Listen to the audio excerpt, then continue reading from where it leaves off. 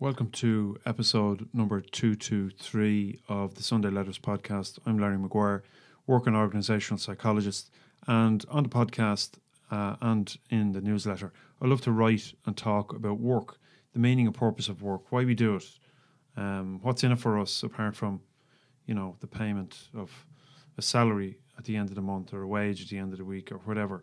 There has to be something more to it. And I find that a reasonable way to explore this is having conversations with people who do interesting work, ordinary work, extraordinary work. And in this episode, having a conversation with Bernie Goldbach. Currently, he's a lecturer in digital media studies in Technical University in Clonmel. And that wasn't always the work he did. Prior to that, he was a US Air Force pilot, worked in the Pentagon, worked in Germany, based in Germany in a unit, and also in Italy and across the world, and had some really interesting stories to tell about his time as an Air Force pilot and the contrast between those two modes of work. One, high intensity, really demanding work, the second maybe not so much, demanding in its own way, but less so on, let's say, less intense, definitely. He puts it well himself, so I won't attempt to put it in my words, but in the conversation we have a chat about some of the aspects of his work before and now, in particular what it was like for him flying 8, sometimes 10-hour flights to the Middle East in a 25 million fighter jet, and his time in the Pentagon and his interactions with the Secret Service, his time in Italy and the Ramstein Air Show disaster in 1988, and perhaps some of the factors that influenced that accident and how it came about.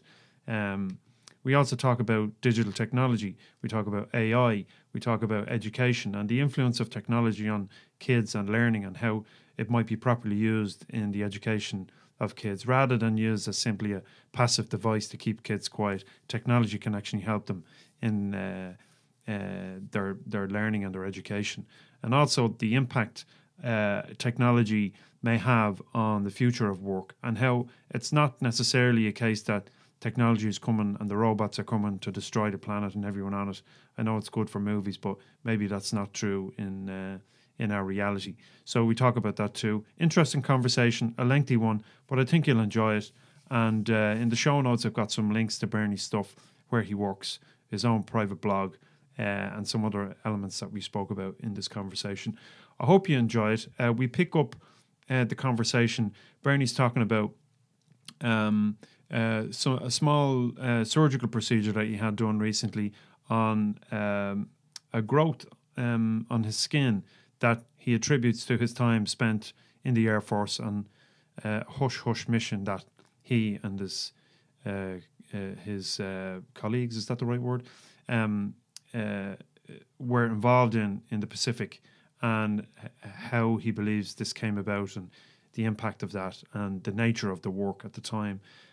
So without further ado, let's get into the conversation, and I'll see you at the other end. I had a consultant look at a little irritant. I was getting a little scab here. The reason I would have gotten what I had, I'm pretty sure, is related to some stuff I was doing in the late 70s with a small island called Enewetak. So it's a place where the Americans detonated 18 nuclear weapons in the space of about 5 years. So I was hauling dirt in and out. Some of the dirt that was coming out was contaminated for testing, and this dirt going in was clean. But when I was on the island, there was just dust and stuff. Oh, man. So everybody I knew who was on that island, and you could get in America, in the U.S. Air Force, you have to normally, if you have a career of 20 years or so, you have to go on one remote, and it normally lasts for about 12 months. But they had this one figured out. America said, you do your remote in Enewetak, and it's only 12 months, counts as 10 months, counts as 12. So a lot of people signed up for it. They didn't wear the little badges for, radiation detection, running around tank tops and shorts, having a great time. Yeah. But I knew about 10 people, and none of them lived past the age of 60.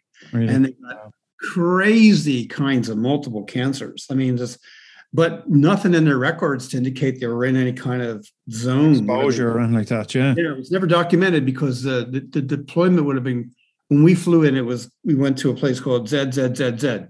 So totally anonymized, totally deniable, disavowed, never happened. And like, it's a shame because, I'd say 30 or 40 men, they're all men, running big HGVs and diggers and doing all the hard work. Nice place to do it. It's a tropical island, but treacherous. Anyway, so I had this residual skin cancer, and like, it made no sense, but in terms of my background, it did. So this guy cut the shit out of my cheek, went deep with this cauterizing device, had 3 attendants, and God, he worked like clockwork. And but I did not expect, felt like a tooth was being extracted, but what I didn't expect was the smell of my own flesh being cauterized.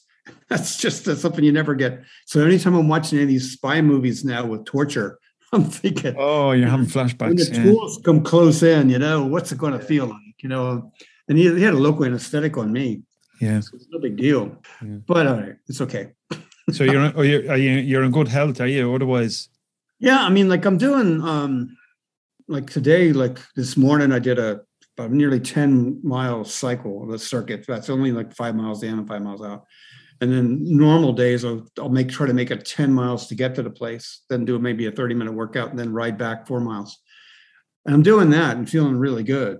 So I'm figuring I'm getting the mileage up, the aerobic leg strength up for the winter when it'll be howling weather and cold and rainy. But listen, we touched on a few elements of work there, which is what I really want to talk to you about, because it's a topic that I've become really kind of obsessed with. Why we work? Do we really enjoy our work? What's the purpose of work? There's other aspects come into it. Capitalist versus socialist society. How have we really got equality? Who's paying for the luxuries that we enjoy? All this kind of thing. But really, where the kind of phrase, where the rubber meets the road, is where the individual has a relationship with the daily work that they do. And you're, from speaking to you previously, and you touched on it earlier, your time in the US Air Force is, I remember our conversation about it before. It was remarkable and really interesting, and I'd like to talk to you about that a little bit, and how you managed as well to move from that environment to ordinary citizenship and getting back into the workforce and doing what you currently do. So we can start wherever you wish, but I'd love to know more about your time in the Air Force and what that meant to you. Okay. This some of there'll be a collision course at the work-life balance level, because as your writing and your research has shown, some people will lean into really long days and difficult, challenging tasks if intrinsically the work interests them. So as a sidebar, many of the people that are in uniform here in Ireland or there in America wear the uniform because the flag's on their shoulder, they sing the national anthem, and the greater purpose is to serve the greater good of this service. So service is their purpose. And it can be really grunt work, it can be tedious, it can be challenging, but they're melded into this purpose. It's their identity. Yeah, and it's identified, like in the case of where I was, identified in terms of like you wore pilot's wings, you had a $25 million aircraft you're responsible for, you were going into places that required some skill and a little bit of nerve and bluster, and the flag was on your tail for the aircraft, and you represented based on your accent, they kind of like the all-conquering attitude. So woven into everything we did was this purposeful nature. Now, as a sidebar, you probably know this, Larry, that happens to be the theme of this year's congregation is purpose. That's the theme this year. So it ties into that. You could say that my part under the chain of command to execute my duties rolled into this intrinsic motivation that you've written about before. What commanded me in my work was the greater purpose of what I was doing. And, I could moan and complain, but I rarely did. And the problem with that was I would often bring it home, because when I was flying hard, I was rotating back home for no more than 3 days off. And then there would be 6 to 12 days away. So you were stationed in Europe, is that right, at the time? No, yes, one time. But most of the time, I was stationed first in the late 70s in California, flying throughout the Pacific. And these were long missions. They were never less than 6 days, normally 10 to 12 days long, going all the way across to like Diego Garcia, or all the way across to Iran and back. And, that's hard. That's hard going, because the time zone changes and the circadian rhythms gets messed up. You're flying at altitude, dehydrated when you're flying, long days. 8 to 10 hours of each flight. Really? Well, okay. 5 hours would be a short flight. 8.5 to 9 hours would be a regular flight. So you do that, like I said, minimum 6 days, normally 8 to 10 days, come back home, 3 or 4 days at home, and then back again. And then I flew as a T-38 instructor pilot on the flight line training students. And there was like 3 sorties a day, 1.2 hours each sortie. You brief for about 40 minutes, debrief for about 40 minutes, and like a long day, 8 to 12 hour day throughout the entire 12 months of the year. There's no let up from it, always a new group of students. You come home and you'd be wiped out. I'd be wiped out, thinking, get some sleep, wake up, and then 12 hours later, be back on the flight line. So like in both cases, the 12-hour period became like recovery.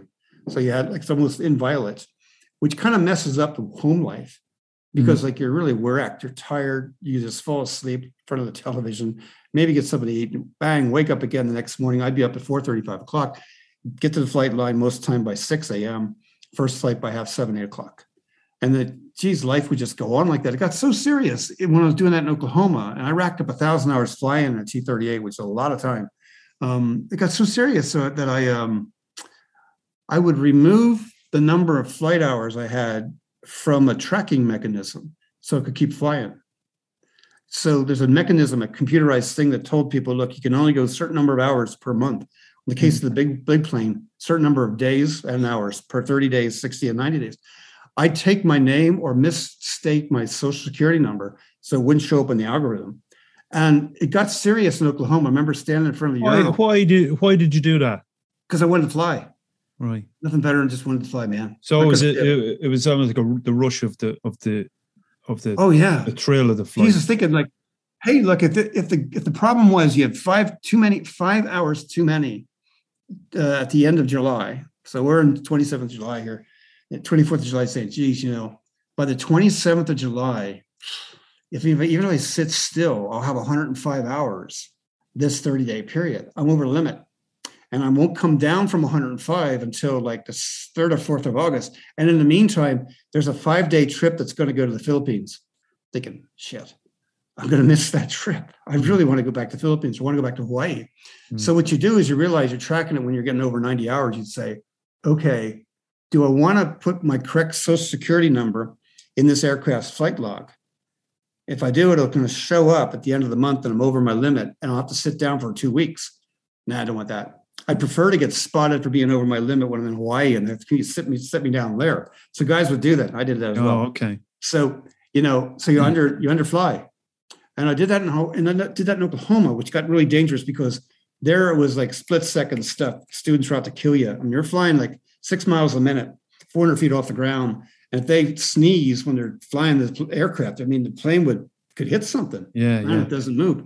Right. But I remember standing in front of the urinal, peeing blood one day and figured, oh, that's not normal.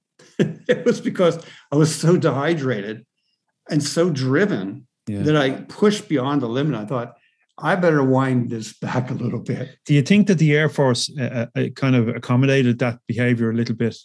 Yeah, I mean, everybody's in search of I racked up the most number of flights, the most number of traffic patterns this month. I'd be working with guys and they'd say, Jesus, how'd you get 95 circuits, 95 landings this month? Because the landings were tracked differently than the hours. Okay. So just keep the plane flying, man. And then some of the guys would figure it out. Say, wait a minute. The number of cycles in the plane, that's the landings, It's different than a database, the number of hours flown. They figured, I see what you're doing. And then our guys would figure the same thing out. I mean, I was with a group of guys, easily, I'd say, like, of the 9 pilots I was flying with, 4 or 5 of them were doing the same thing, just cheating on it, saying, I'm flying this bird, because, that's my job and I love it. So easily, I probably have 3 to 5% more flying hours than are logged in the official service records. But I never busted a check ride. Had a lot of great experiences. That's my purpose, man. That was the intrinsic motivation. But it did bear down on personal sanity. It doesn't make sense to go beyond your physical limit. And it did certainly erode quality of life at home. Definitely. Was it worth it? That's what your research is hammering home. And I'm not sure, when you did your research for Dublin Business School, you mentioned people were saying we're dissatisfied with the work they were doing. Did they say, because my work life is sucky, my balance is really messed up, or my partner's very upset? Or was it because I'm a slave to the trade? I got to do the job to get the money to move up.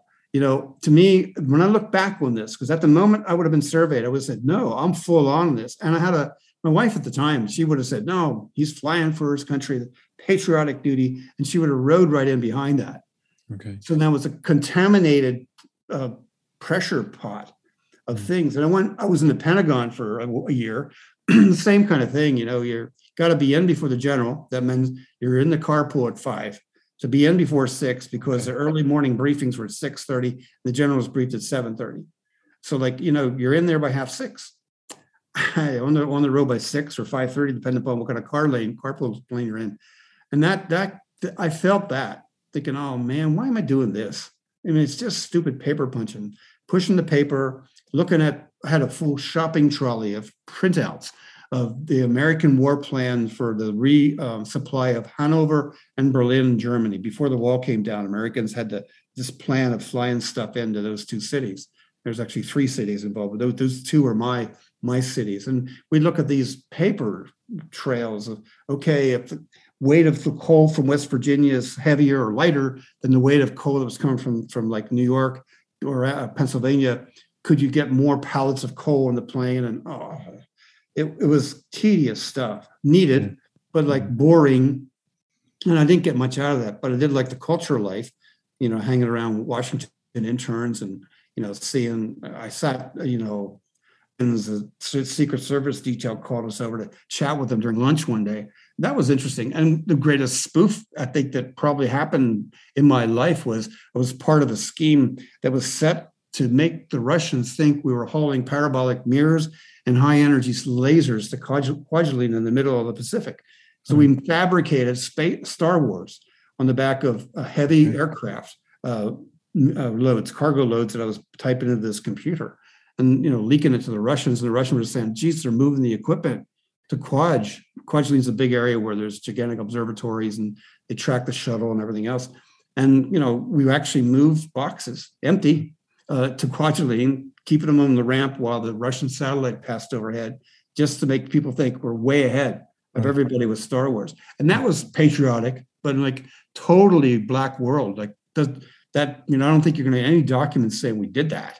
Right. But we did it, and that was part of one of the jobs. So, and I would have been that, and that relationship with the Eastern Bloc is reinvigorated or reignited now, isn't it? Yeah, I mean, I was also, when I was in Germany, I was responsible for setting up and watching the short notice airlift inspections of INF sites. So then the intermediate nuclear forces were pulled back by Thatcher, by Reagan, and by Germany and Italy. I was part of that, but now those same kind of weapons, they're smaller now. They're just artillery shells. They're not big Pershing missiles, but there are 1.5 kiloton nuclear shells that American lieutenant colonels and that Russian lieutenant colonels can fire if their lines are being breached. So I would think they're probably in Poland right now. They're in secure areas, but based on what Americans are going to Poland right now, training the Ukrainians, those guys don't come unarmed. They got their whole kit, their war skills kit ready to go. They're just locked down in an armory. but they'd have nuclear weapons in Poland. And like just a major or lieutenant colonel could fire, not just for effect, but fire for threat. Thinking, well, we're being overrun here. Okay, one shell could eliminate the size of the town of Clonmel for 20 years.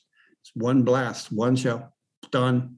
But I mean, in Poland, the Polish leaders would recognize, we're going to give up the swampy area that's right next to Latvia. We'll give that up if the Russians come across there.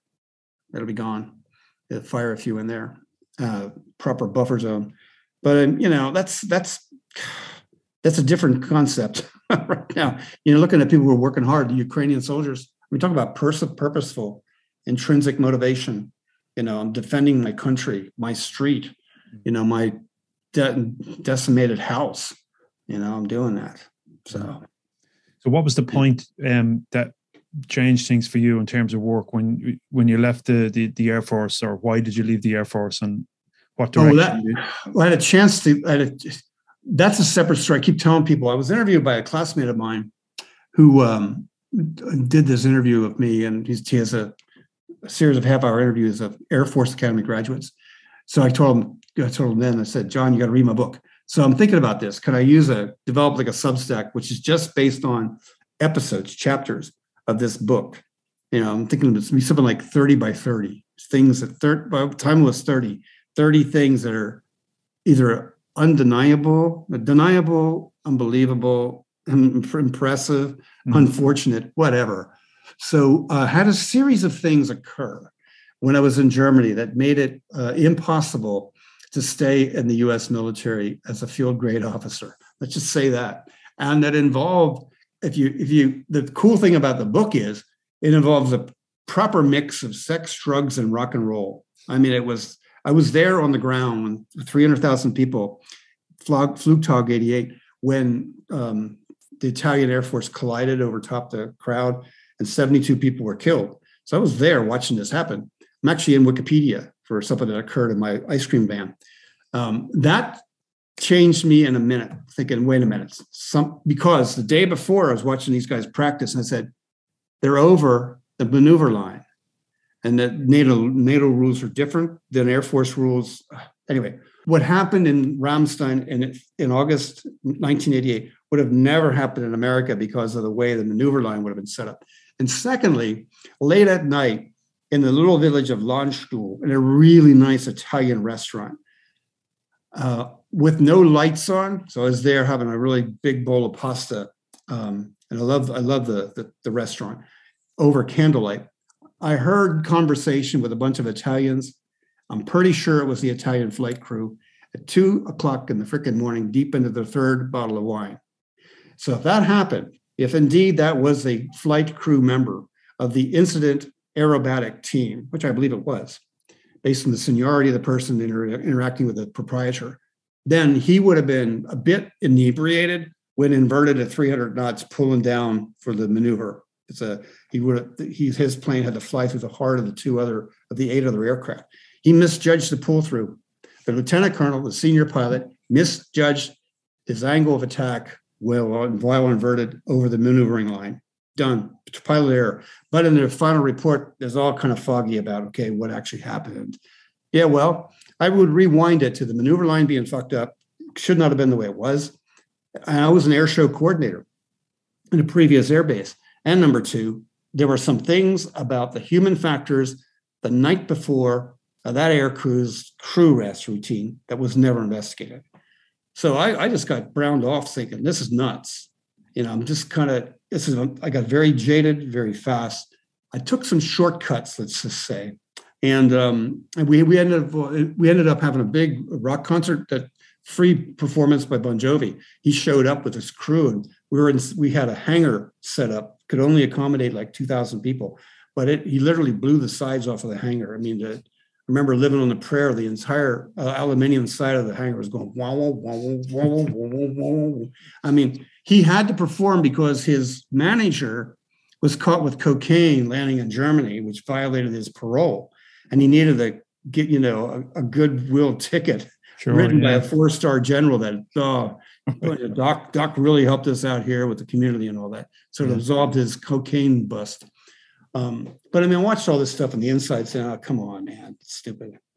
and I left. And then I came over here, and things are different. I have some of the hard working ethos, but when I look back on it, the only time that I'm truly on the clock, like I was in the military, the clock would have been, 14 minutes until takeoff. If you're 15 minutes late, you're late, so don't be late. So the clock was running on everything that we were doing before, real performance based. That's different now in Ireland, a lot laid back. Mm-hmm. So I let deadlines occasionally slip. I'm not as precise on certain things unless I'm in the classroom. The clock ticks. Try to be finished 55 minutes from when I started, so people can get up and leave. And I try to have stuff pre-programmed ahead of time so people can snack on stuff, the little electronic activities that they like. Yeah. So if I prep all that, then I'm back on the clock and the clock works. But compared to life the way it was, when I was in the Pentagon, I worked with people that had really good photographic memories. When I worked with some pilots, they were God's gift. I mean, their motor memory was excellent. What they could hear from their left ear was, they could see and hear stuff. I was with guys that had their peripheral vision that was better than, it was more than about 120 degrees. People can actually do that. Tennis players can see the ball. Some rugby players, when they're running down the pitch, they actually, before the ball leaves Sexton's hands and he's looking straight ahead, he can actually see more than 90 degrees. And was that due to training? Yeah. Or what was it an innate ability that these particulars? But I mean, see, what'll happen is you'll perfect this. You'll get the sensation of movement, or the sound of movement, or the low and high pressure of movement. So there's an acoustical, a visual, and a psychosomatic cue that's peripheral to your vision, and you perfect that. You learn to trust the sense. So the part of Top Gun 2, he does that when he flies through the canyon. He actually doesn't know. He's not the rise and fall of the terrain ahead. He's memorized it. But like he's making movements. And a Formula One driver in France today will do the same thing. They'll know where the apex of the turn is, at 300 kilometers an hour, more than a kilometer back. What movement their neck's going to be and where they're going to be toggling on the steering wheel and what their feet are supposed to be doing. It's all muscle memory by that point. They're really hitting flow state. So they may look in the mirrors for oncoming traffic that's overtaken, but they'll actually there'll be a psychosomatic vibrational sense, smell, so you pick it up. It's well schooled. I mean, Hamilton, Verstappen, those kind of people would have perfected this over time, from karting days to Formula One days. They just get it. Yeah. And it's all perfected. And in doing that, it's so hard to give up the job. That's why you have Vettel and Alonso hanging out. Yeah. They're good. But I mean, they recognize there's nothing like this. There's no buzz like it, yeah. I'm watching Kimi Räikkönen's now. He's building carts out of crap. I mean, just building out of spare parts just to run around as a 10-year-old. They want to go back to the root of their existence. So, yeah. So your work now is very different than flying Air Force jets, right? Right. So creative media students, digital animators, game art design students. I have some people sometimes in another campus who are creative broadcasters. So they're all young students under the age of 20 most of the time, and they're trying to figure out a way of taking ideas and making the ideas move on screen, to having sound with it occasionally, and perhaps moving you into an immersive environment with mixed reality, all those kind of things which did not exist when I was young. We're talking about people that want to take the art they draw in their book, put it into a JPEG that's maybe Photoshop, pop it in Instagram, bring it across to a 3D art gallery, and then project it so you can walk into it or walk through it. There's a Van Gogh immersive experience. Have you seen that? I've seen that, yeah. Yeah, I mean, that's the kind of thing they do. They create that. They create those exhibits. They make those environments. And, some of them, I'd say 30% of the students I have, that's their world. That's the world they live in. They live in 3D space. We walk through physical space, but they can project it as in terms of holographic forms or these screen-based existence. It's not just a touch screen.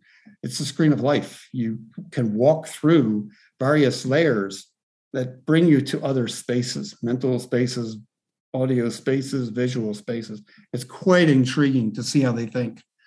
how I know you're obviously passionate, and you believe completely in the work that you're doing and the benefits that it brings students and the development and their education and all the rest of it. But do you think, and I know we're probably going off subject a little bit, but there's a lot of talk about the negative impact of technology on kids. Right. And do you think it's just about how kids are using technology and how they're taught to use it, or is it something inherent in the technology itself?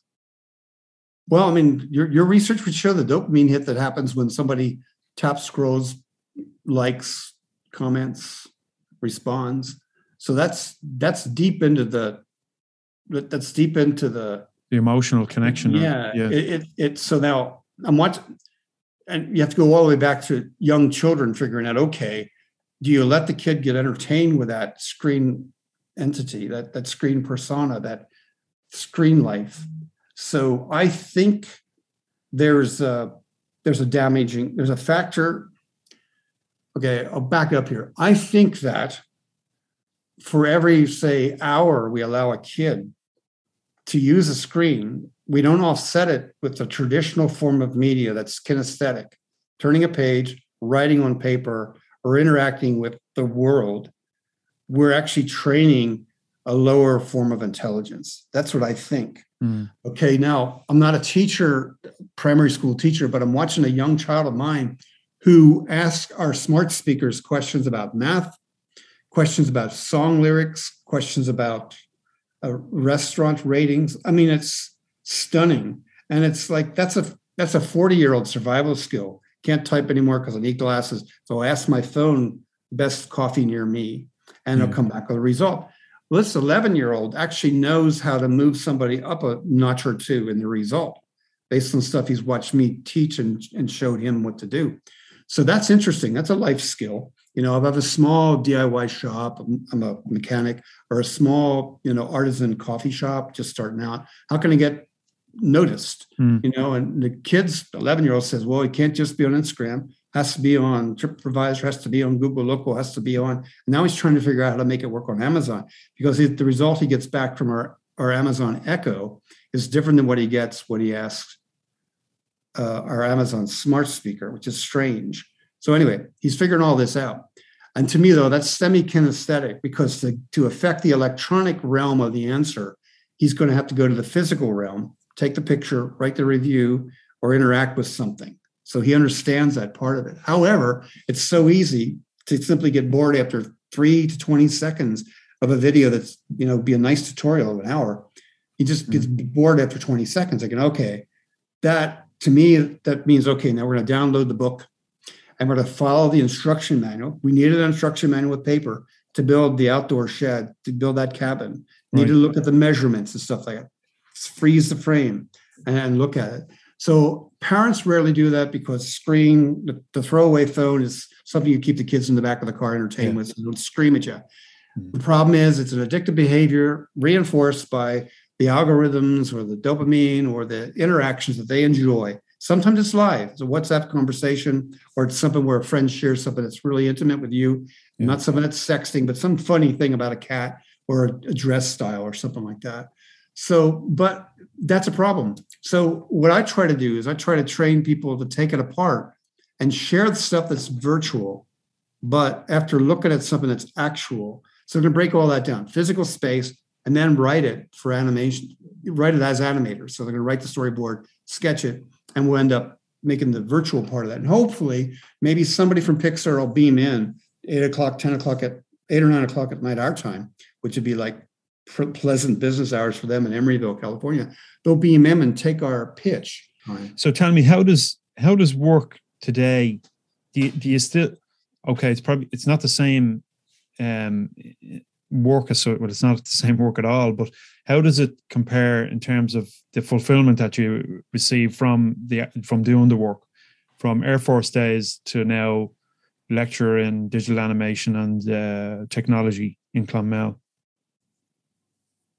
Well, the military in Ireland, the guards in Ireland, the military in America, they give ribbons and they give rank for things that are pretty simple. Like I was alive in 75, so I got a ribbon, a Vietnam campaign ribbon, I could fire a weapon, an M16 and a 45 to expert marksman skills. So I got a ribbon with a star on it. So you got these things which didn't add to your wage packet, but they were decorative pieces of salad that you could wear. And maybe that created, there was a ceremony sometimes associated to that. So the difference, my feeling, and I've told people this, is that I have not yet achieved the level of engagement, personal level of commitment, or level of high quality engagement in Ireland that I had in the 80s in the U.S. Air Force. I definitely haven't. So I feel like I feel undervalued and underplayed. But the system allows me to do that. Like it's a comfortable environment.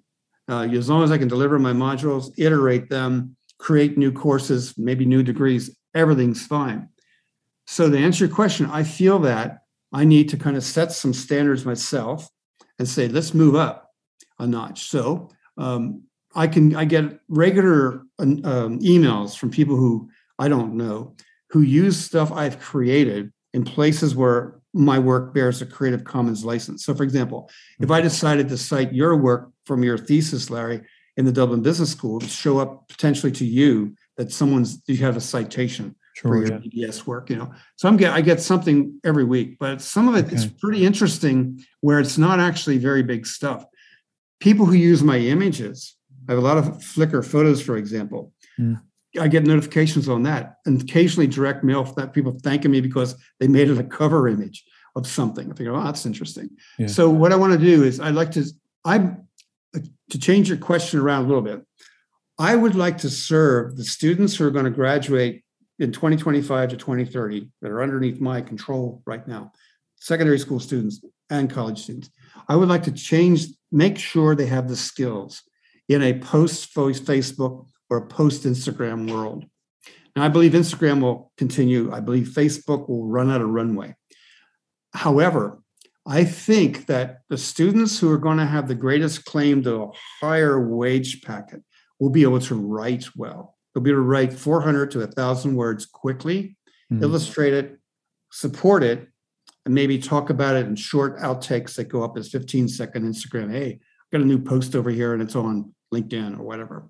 So I want to train long-form writing with scholarly research for any workflow, which allows them to go to short-form reading, Instagram, and long-form reading, wherever that may be. If I get that in my curriculum, then I could come back 5 years from now and say, you know what? I have achieved something. Because number one, I would have been right about the need for long-form communications. And number two, I would have trained that as part of a workflow. So even if they don't get quite to 1,000 words, maybe they get to 300, they post that with the image and they slice it down and post it to other places that are just quick stories that fly by. It hurts me to hear the word story being used on Instagram when it really isn't. It's not a story. It's 15 seconds of a throwaway vanity post, often spiked with a lot of ads, a story should be something that's page turning. Yeah, sucks you in. Chapter of 20, 30,000 words, man. Only part of it is a part of the story. So that's where I want to go. And if I get to that place in 3 or 4 years, I can look back and say, good, I've made my mark and I feel good about it. But boy, oh boy, is it hard to take a student who comes in with who's been influenced and actually enrolled in the course based on Instagram and the art hashtag they saw, the animation stuff they saw shared in these social clusters. It's hard to convince them, look, you have to do that, plus you have to write about it. I need to know who was your influencer. Did you do the research where somebody knew that you actually knew the environment, know the character, know the palette that's being used, know the acoustical soundscape that's appropriate for this? Did you do the research? Because a lot of them, it's too tough for them to do as a second-year student. It sounds like you almost need to get them to slow down and take longer to consider what it is they're writing or reading or recording about. Yeah, well, the other part is too, you got to give them the confidence of expression, because a lot of them just think, okay, I've done my part. I've liked 20 things today. Okay. And I've spent an hour on Instagram, so I've done my research. Okay. So actually, what does Pete Docter, he's done 3 different films for Pixar. What would he think? What would John Lasseter? He made Toy Story. What would he think? What Studio Ghibli? How would this fit if you had a Studio Ghibli canteen discussion today with those 4 pieces of work that you just brought up here? How do you think they would respond? And it's hard putting yourself in a Pixar executive shoe or in the Studio Ghibli's animation department. But that's the mindset I want to say. Look, you got the confidence of expression. If they're asking you for an interview, when you interview with them, you need to expose the fact that you have values that they cherish because you understand where they're coming from. But that only comes with the research and understanding who they are, understanding their persona. Make it yours, but do the research. And the thing, Larry, but it took you years to finish that program at Dublin Business School. You have to fact check things, dig deep, run down a few rabbit holes, and that's work. It is work, and it's exhausting, but it's good. It's a good kind of exhausting work because you get to discover sources of things and now they have a deeper meaning because you've actually found them. You're not just relaying the information second and third hand, So there's value and there's immense value in that. And listen, tell me this much: we all, we work and we earn a living and a wage or a salary or whatever. And it helps us pay our bills and live and do all the things we need to do and like to do. But for many people, work is simply that, a means to earn a paycheck. Yeah. If money wasn't an object, if it was something that you didn't need, so you won the lottery or a rich aunt left you $1 million or whatever, and you didn't need to work, what would you do with your time? I would.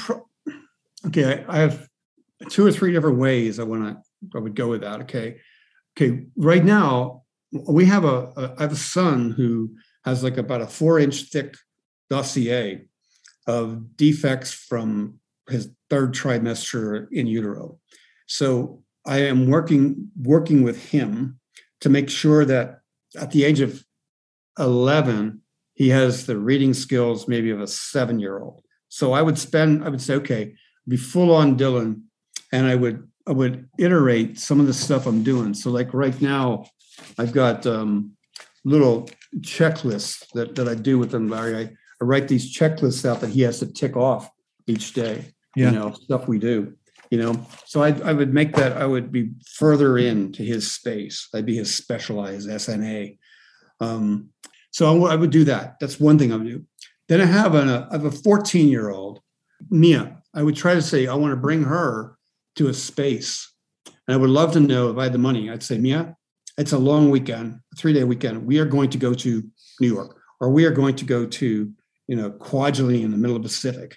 So if the money was no object, I would take her to the little dust spots I went to all around the deep Pacific Ocean. No, there's no cellular connection out there.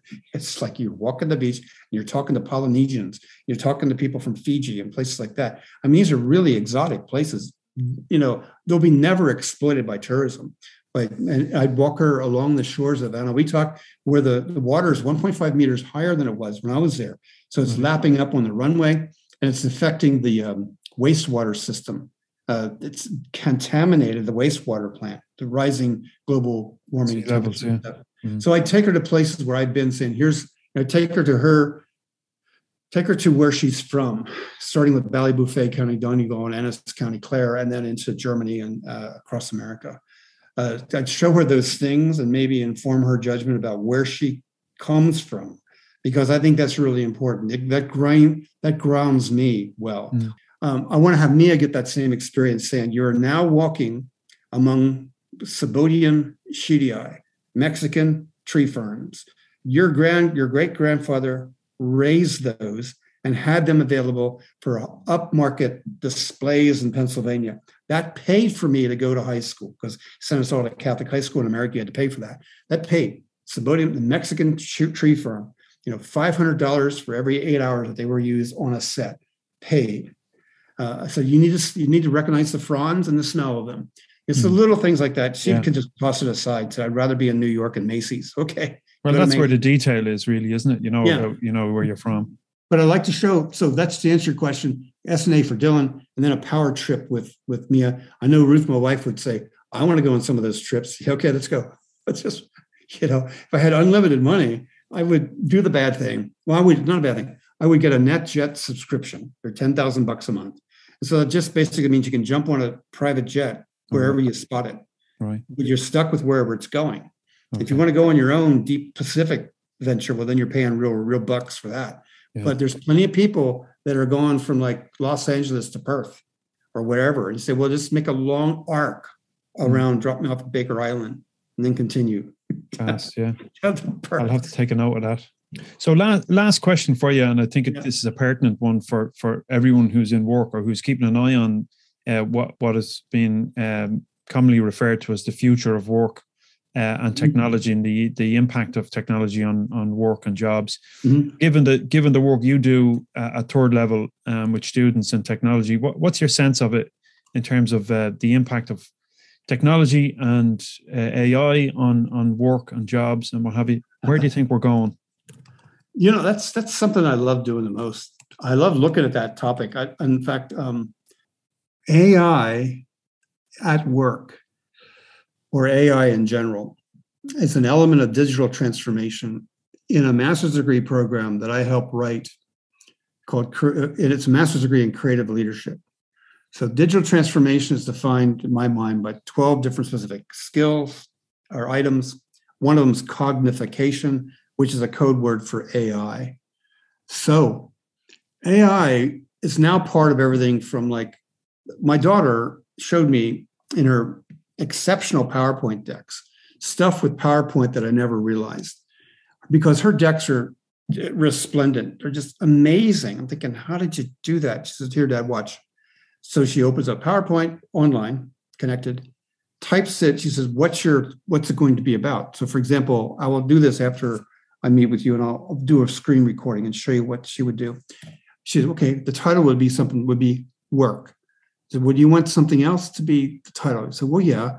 I want it to be the incentivization of work.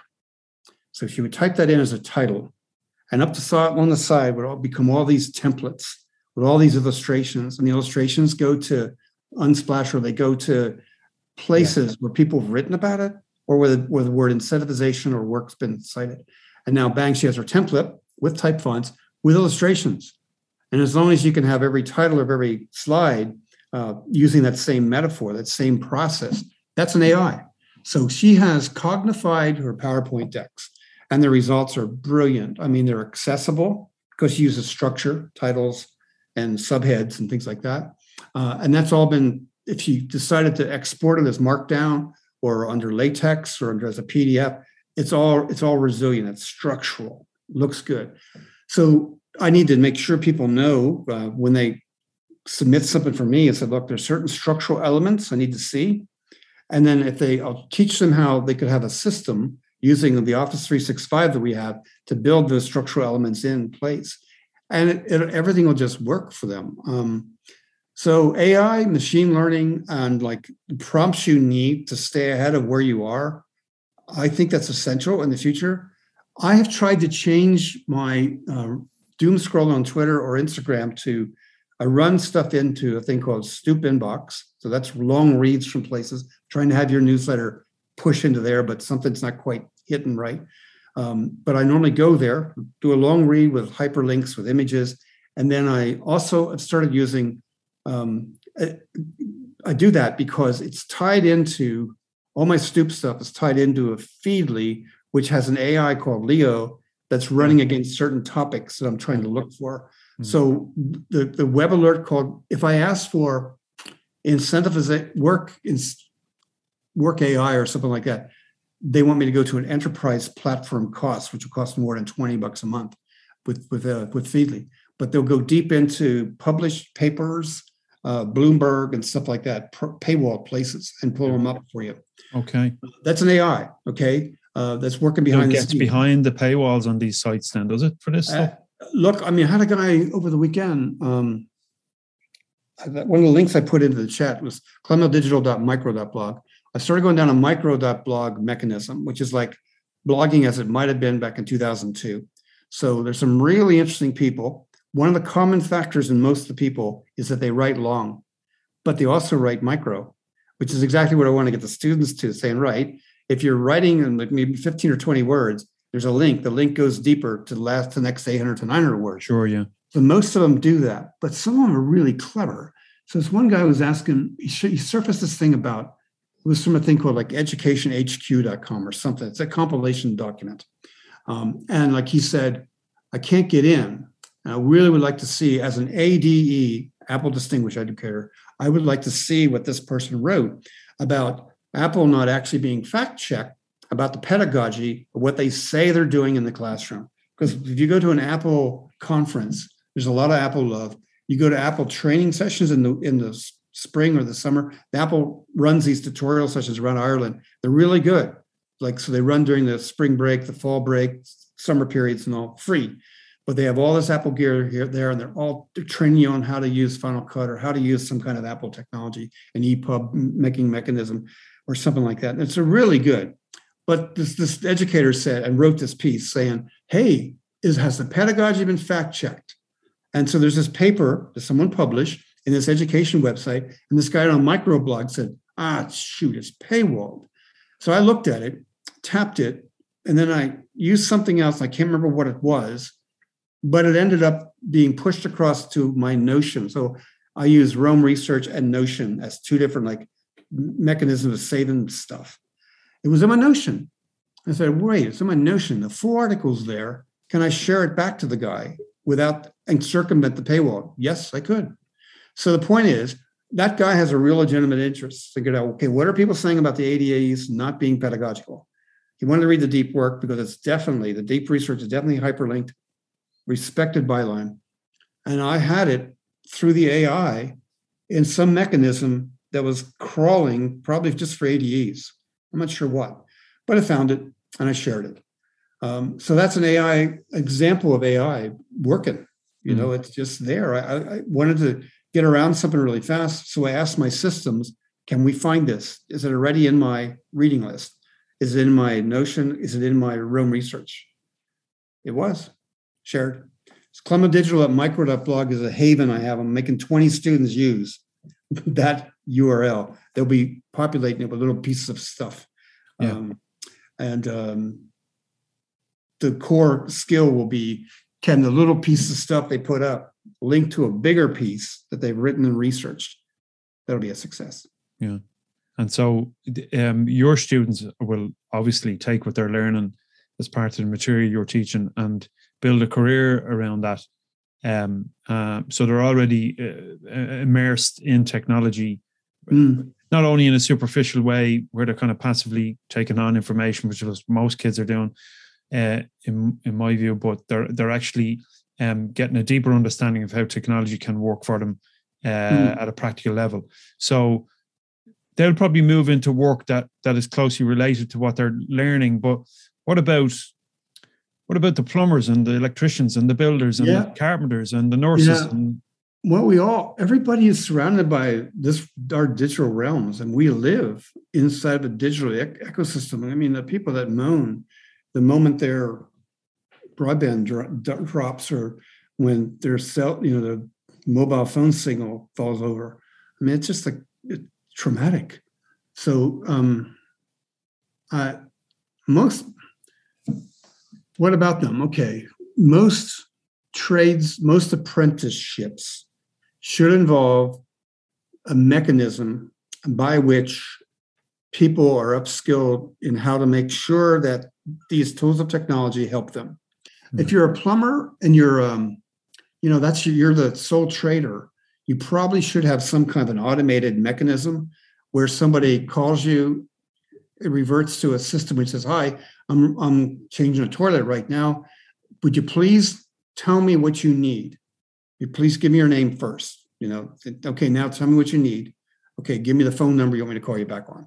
So basically it'd be like a interactive voice response. Sure. That can be trained. Yeah. And as a sole trader, you would have known how irritating it is. Well, not irritating. You're probably on a job trying to figure out where the cable is for something. Freaking phone call comes in when you're upside down, pulling it through a through a rafter. A good example, yeah. Do you want to answer the phone? Probably a possible deal, or it's probably some feedback on a bill that you invoice you want to be chasing. Well, can it revert either to a help desk, a personal assistant, a virtual personal assistant, or can it revert to someone booking? So when you're having your coffee after the job site, you can look and say, geez, there's 4 bookings for next week that people have. I would make it part of the apprenticeships programs, which then leads me to think, what?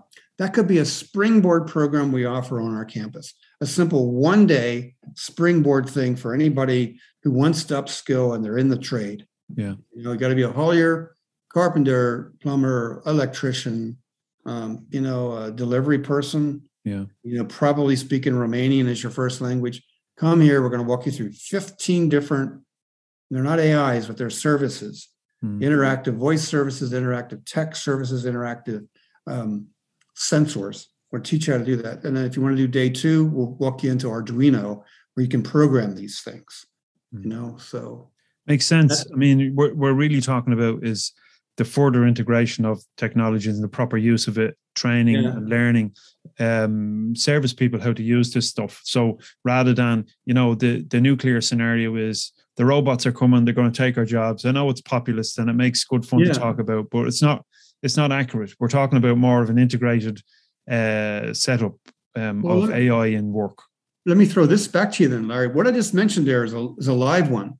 So this is easy. I could easily sit down with you and say, hey, Larry, let's write this tradesman's skill set day 1, followed by a day 2 refresher. So there's always, you have to kind of come back to make sure you didn't forget anything. And then if you spend the next days 3 and 4, you're going to go all the way down where you're actually dealing with pieces of kit and you're going to walk away with them. So you're going to deal with a Nest doorbell. You're going to get to keep it. You're going to program that flipping thing and you're going to take it away. And then maybe something else that's motion sensor or whatever.